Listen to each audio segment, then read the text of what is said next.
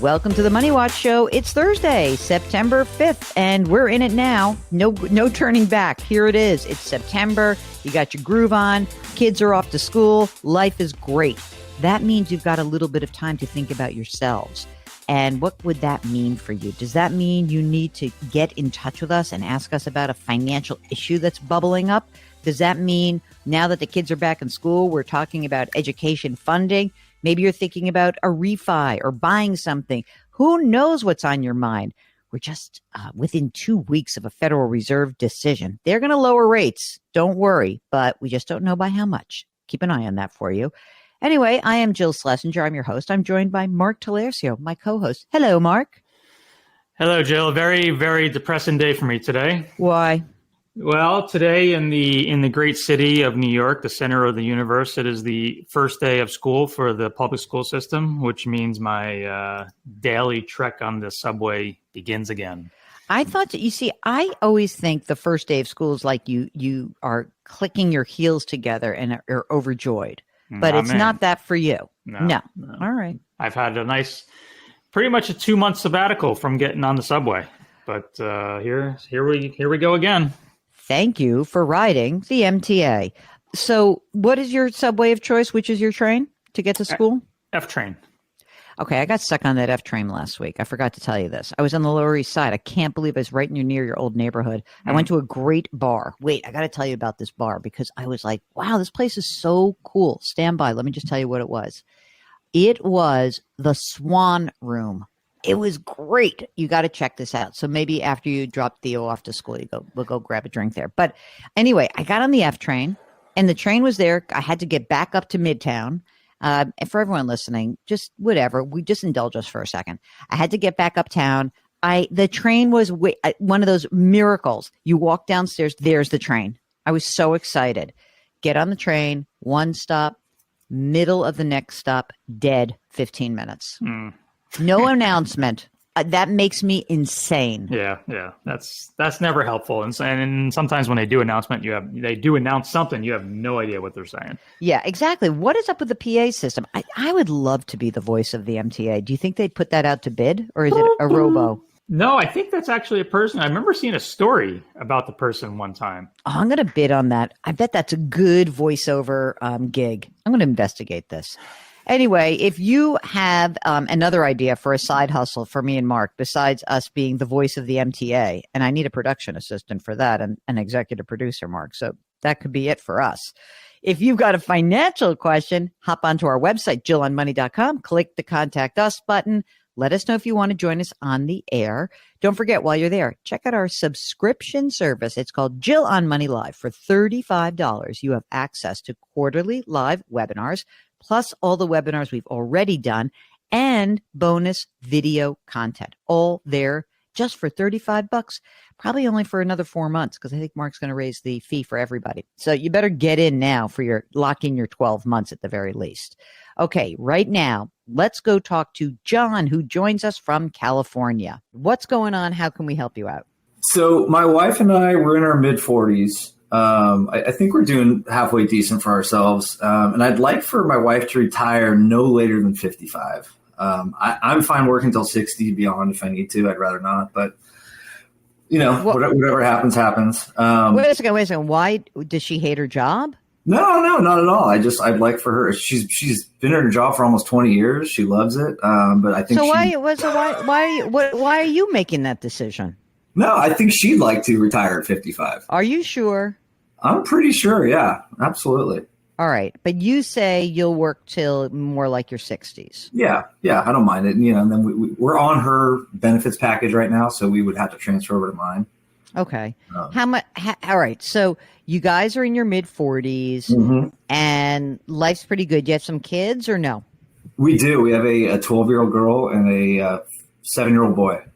When you think about like no later than 55, does that mean that at that point that, she steps down from working, you keep working, the kids are through school, like you're all good? Is that why you're thinking 55? Yeah, I think so. At 55, I think my son, God willing, goes to college. So I think he'd still be in the midst of it. But we've set ourselves up nicely that she'd still be able to retire with one kid in school. Okay. And how much have you saved already for their college? Yeah, we're on pace to do about 250 for each kid. Okay. All right. That's good. And how much is in each of these plans? I think for the 12-year-old is about 100 and geez, I haven't looked at it in a little bit. 160 right now, and then for the 7-year-old, I think we have about 90. It's a lot of money in there. So, how much do you guys earn? Combined, we're about 550 a year. Break it down for me, because I know that because you're going to keep working and she's going to stop. So, what is your? I'm closer to 400, and she's closer to about 150. Okay, I got it. Talk about how you've saved for retirement. How are we going to make sure she can get out no later than 55? And that's one of my questions. So in traditional 401ks, we have about 2.2 million. We have a brokerage account with 54. We have a traditional IRA with 160. Cash on hand, we have about 120,000. And no Roth, right? Correct. No Roth. Okay. So 2.2 million in traditional retirement accounts, then plus another 160 in an IRA, brokerage account a little bit, cash 120. How about a house? We have a house. We owe about 750 on it still, and it is worth probably about 2.7. Oh my gosh. Is this a house that you're going to stick around in or what? Yeah, we at least until the kids are out of high school, but we've talked about, moving on afterwards and maybe, living part-time Tahoe area, part-time, I don't know, Carmel or something. That sounds terrible, that life. My God, that would be a horrible, horrible life for you guys. Yeah. What's the interest rate on the 750 that's outstanding? Okay, so this is where we kind of get in the weeds here. So our interest rate right now is about a 2.8. Okay. Now, I am paying extra with, which I know is not your philosophy. However, it's an ARM. It's a 10-year ARM. Oh, no, that could be a philosophy with a 10-year ARM. When is the ARM up?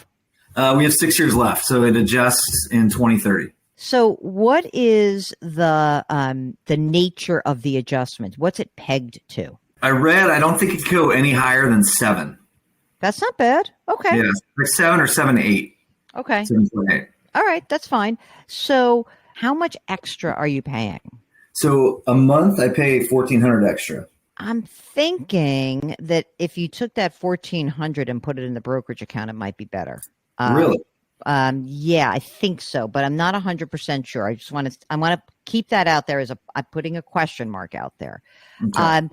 Is it entirely possible? So let's just think about this. So we do know that you must have this younger one get sort of through high school. So we know that it's not like you can sell it within 6 years. It means that you have to stick around for kind of 10 to 12 more years, right? Yeah, I think that's accurate. Okay. And is there any other asset that we should know about? No. How about parents? Any parents you have to take care of? No, they've both sets of parents have done an excellent job setting themselves up, and they're living comfortably. Okay. If you had to right now, I know that you're paying extra here and you've got stuff going on. Could you live on your $400,000 salary? I'm sure we could, but we like the. It wouldn't be fun.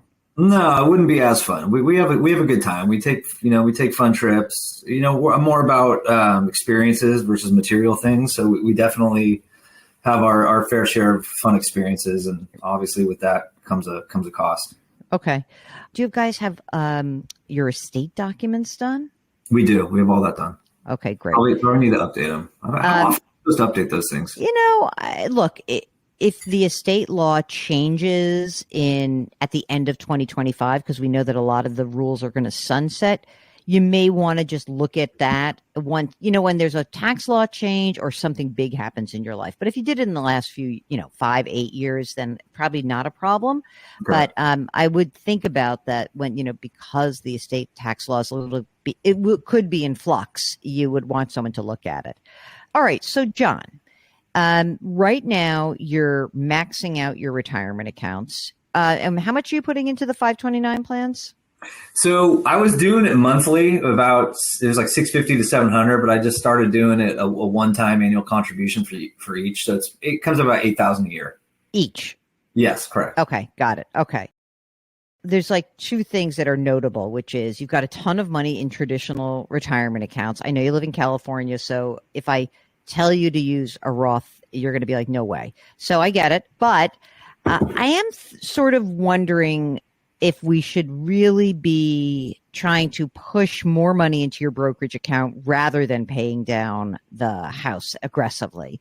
Because I still do think that in the next 6 years, like, is the brokerage account sort of a like index funds? Like what's in that brokerage account right now? It's blue chips. It's like Apple, Microsoft, Amazon, Cintas. So if you could just add a couple of index funds to it and just be like, I want to like put some stuff in here that's going to grow, but I got a 6-year time horizon so that $1,400 a month goes into the brokerage account. I think you might be better off with that. Okay. And I think that because I'm not sure that it's worth paying off a note that is going to change anyway. You might end up saying like, hey, you know what? We're not going to get 2.8% again, but maybe in 6 years with the adjustment, we could refinance and it's, 4%. And maybe that'd be fine for you guys. And maybe you'll want to do that, or maybe you'll want to do another adjustable, but it gives you a little more flexibility. And I would like to keep that brokerage account money beefed up a bit. The other part of this is if you guys are, look, the retirement money that you're saving, it's really strong. I mean, that's a big number to have, $2.3 million. Neither of you would be entitled to a pension. Is that right? Correct. Okay. I mean, I'm thinking that at this point, if we could just kind of push that money, that $1,400 a month into the brokerage, keep doing your retirement planning just as you're doing it, but understanding that, look, if you have a problem with this house or something weird starts to happen, or you feel like your wife cannot even make it to 55, that she's like, that's 10, 12 years. I don't want to do that. And like, or by the way, she gets downsized. You do have $2 million in a house equity. Mm-hmm. If you had to, if things really got, okay, one is like the crisis, like you or she loses a job, okay? And you say, I ask you, in a crisis, would you sell the house and go somewhere else? No.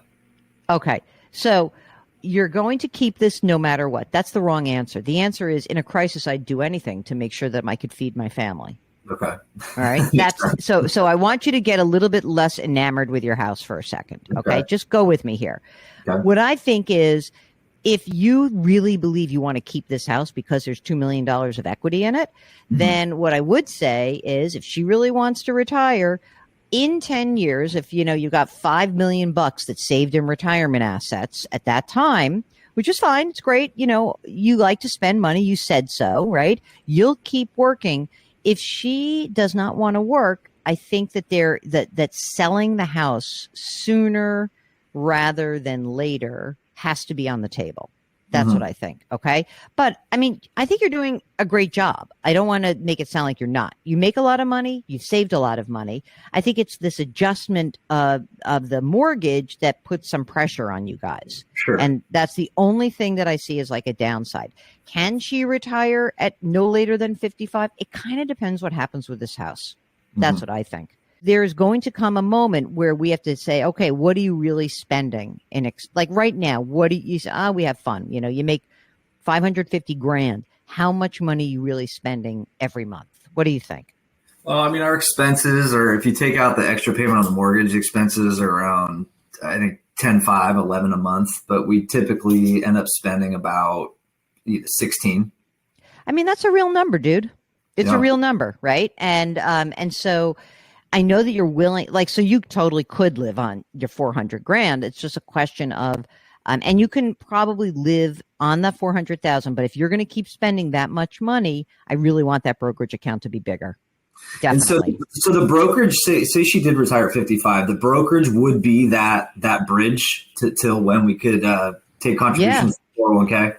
Probably. I mean, look, I think that if she retires at 55 and you're still working, right, you could use the brokerage account to get you where you want to go over the 5 year, the subsequent 5 years. It depends also kind of like what's happening with you and work and maybe your base has gone up, maybe your bonus has gone down. Like, I don't know what's going to happen, but to give you maximum flexibility, I need that brokerage account to be bigger. Yeah, for sure. And I'll tell you my thought around paying the house down was I wanted to aggressively pay it down to the adjustment date. So when it does come, I could pay it off. I could pay down about $500,000 by 2030. And then when that comes around, just pay off the house. And what that does is that frees up, $5,000 a month. And that would basically supplement the income that, she was bringing in. I hear you. I mean, I like that math. I get it. But the 500,000 in a brokerage account will grow way more than 2.8% annually. Mm-hmm. And so the 500,000 directed towards the brokerage account should be a better way to accumulate that money to either pay off the house or to refinance for a very short term, teeny tiny bit of money. Look, I need to have access to some money for you guys, right? Because you spend a lot. And there's one more wrench to this is that. Oh, no, not another one. In about 12 to 16 months, maybe 24, there's an investment that's going to mature that should net around $300,000 to $400,000. Where are you holding back on me? I don't know. What I would do with that 300 to 400, I would not go pick stocks with that. Do not pay down the mortgage with that. Okay. Do not put it in the brokerage account. Put some index funds in there. Try to be efficient. Don't mess around. Stop trading with this money. This is the beginning of the fund for the house. The extra 1,400 adds to that. Now you're making my case for me, which is that brokerage account is the pot of money through which you will either use some of it to pay down the mortgage. Maybe you won't pay down the mortgage. Maybe rates will be kind of cheap and you'll be like, you know what? Why should I pay the mortgage down? I'll just let this adjustment occur. And I'm paying 3.5% for another couple of years. Big deal. So, we have to see where we are in the rate cycle. But if you want maximum flexibility, you could pay the house off down the line in 6 years, or you don't need to. Because why am I because that's a house you just said, we're going to sell that house probably in 10 or 12 years. Well, I don't want to pay down a note that's efficient if I'm going to sell the house anyway. I just don't. So remember, it's all about where is the best use of my money? Where will I have the most access to that money? Mm-hmm. To me, you can use the brokerage account. It maximizes your opportunities. You will have the ability to perhaps pay it down, perhaps refinance, perhaps be like, I'm leaving everything as is. It's going to click along. I'm going to get an adjustment. It's never going to be 2.8%. Okay. But if it's 4% and you do that for a couple of years, big deal. You got it. You'll pay it off or you won't, or you'll sell it. And then you have the money in the brokerage account. That brokerage account is going to be incredibly valuable for you. It's going to be amazing. And that is the fund that can help bridge the gap of the money that your wife was making. And maybe we'll see. Maybe you won't even need to touch it because maybe your income will be increasing. Maybe your expenses are going to straighten out a little bit because from 11 to 16 is a real number. I think that you guys are in really good shape. You're in really good shape because you've saved so much for retirement. Now I just want to make sure you're not making the calculation I just want to pay the house. And if you're going to sell the house, you're going to refinance, there's no reason to pay off this note. You want access to this money. This money is incredibly important to you. Yeah, that makes a ton of sense. And that's what I needed to hear. I appreciate that. Yeah, of course. And, and I do think that if you're really looking ahead and, things have changed, then, give a call back. But I think that that's really the right way to approach it. Everybody hates a mortgage. I get it. And people are really freaked out about adjustable rates. And you should be, right? That's where all the scary stories occurred after the financial crisis. Oh my God, adjustable rates and things I was underwater. You're not going to be that way. You got a ton of equity. We're going to make this work for you. But it is important to remember access to my money buys me opportunity. That's the most important thing to remember. Okay. Absolutely. All right. That makes a ton of sense. If you would like to come on the program and run some scenarios by us, just hop on our website, JillOnMoney.com, click the contact us button, write us a note, check the box. If you want to come on the air, Mark does everything else.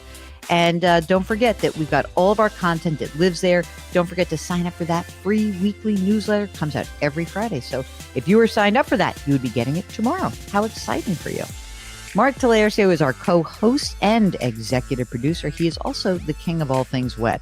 We are distributed by Paramount Global. We drop our episodes on Tuesdays and Thursdays. Try to do something nice for someone else today. Change your work, change your wealth, change your life. Thank you for listening. We'll talk to you next week.